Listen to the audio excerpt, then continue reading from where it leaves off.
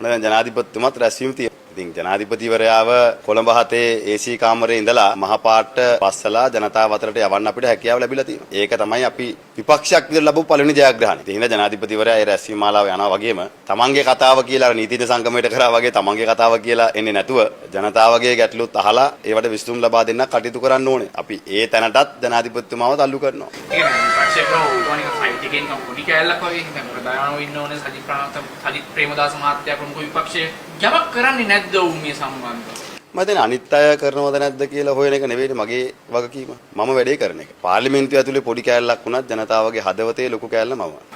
නාමල් රාජපක්ෂ ජනාධිපති පුත්‍රයා මොනවද මේ කියන්නේ? නාමල් දන්නවා මේ කරන්නේ මුළු රටම ඇන්දීමක් බව. නාමල්ට නඩු ගොඩක් තියෙනවා. නාමල් හිරගෙදර යන්න ඉන්න කෙනෙක්. නාමල් මේ වෙලාවේ ජනතාව චූන් කරන එක විතරයි කරන්නේ. ජනතාව අන්දන එක විතරයි කරන්නේ. ඒක නාමල් දන්නවා. නාමල්ගේ වටේ ඉන්න අයත් දන්නවා. නාමල්ගේ තාත්තත් දන්නවා. නාමල්ගේ තාත්තගෙන් නාමල්ට ලැබෙන උපදෙසක් ඒක. සහ නාමල්ගේ මොළ හතක් තියෙන බාප්පා එයාගෙන් ලැබෙන උපදෙසක් ඒක. ඒත් නාමල් මේක අතාරින්නේ නැහැ. අන්තිම මොහොතේ හිරගෙදර යනකම්ම එයා මේක කරනවා. අපි බලමු නාමල් මීට කලින් කියපු කතාවක්. එයා දේශපාලනය කරන්නේ මිනිස්සු අන්දන්න කියන එක එයාගේ කටින්ම කියපු කතාවක්. මේලාවේ අපිට පරණ වීඩියෝ එකක් ලැබිලා තියෙනවා. මේ වීඩියෝ එක බලමු. එතකොට නාමල්ගේ වර්තමාන හැසිරීම අතීතයේ කරපු දේවල් එක්ක ගලපලා ගන්න පුළුවන්.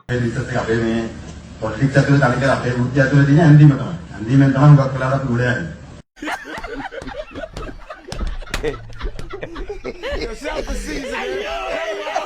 අම්මගේ රෙද්ද අර ඵලයන් බයි යන්න සානි කියන්නේ මොකෙද්ද කවුද මේ විමල් වීරවන්ත සහෝදරයා තමයි ත්‍රිකුණාමලේ මොකද්ද පළවෙනියටම අමුණ වහපු වෙලාවේ නායිල්ලාරු අමුණ වහපු වෙලාවේ පළවෙනියෙන්ම ගිහිල්ලා පටන් ගත්ත එක තමයි ඔය තොප්පි කෙලින් ගහලා අවසානයේදී නන්දි කඩාල් කරපුවෙන් ඉවරු.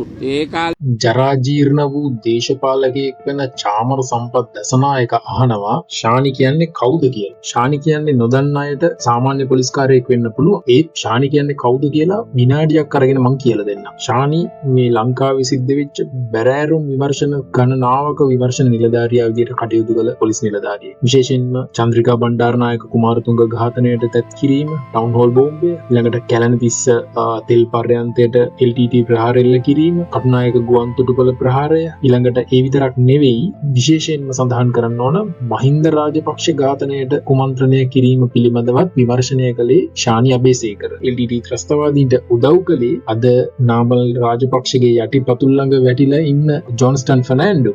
ඒ විදිහට විමර්ශන ගණනාවක් කරපු නිලධාරියාට තමයි මේ කවුද කියලා අහන්නේ චාමර සම්පත්. අපි දන්නවා චාමර සම්පත් කියන්නේ බදුල්ල දිස්ත්‍රික්කයේ පාසලක විදුහල්පතිවරියක් දනගස්සවපු ජරා ජීර්ණ දේශපාලකයෙක් කියලා. ඊළඟට ඔහු කියනවා මේ වීඩියෝ එකේ යුද්ධ ඉවර කරන්න දායකත්වයක් දුන්නේ විමල් වීරවංශ කියලා. විමල් වීරවංශ කියන පුද්ගලයා තක්කඩි දේශපාලඥයා කවදාවත් මාවිල්ලාරු ගියා කියලා කිසිම තැනක සඳහනක් වෙන්නේ නැහැ. මාවිල්ලාරු ගියේ ශ්‍රී ලංකා යුද හමුදාව සහ ත්‍රිවිධ හමුදාවේ අදාළ නිලධාරීන්. ඒ හැර දේශපාලකයෙක්ට යුද්ධයකට සම්බන්ධ වෙන්න කිසිම අවස්ථාවක් නැහැ ලංකාවේ. ඔහු ගියෙත් නැහැ. ඔහු මේවා ගහන පට්ටපල් බොරු. අපි ඒව තේරුම් ගන්න ඕන.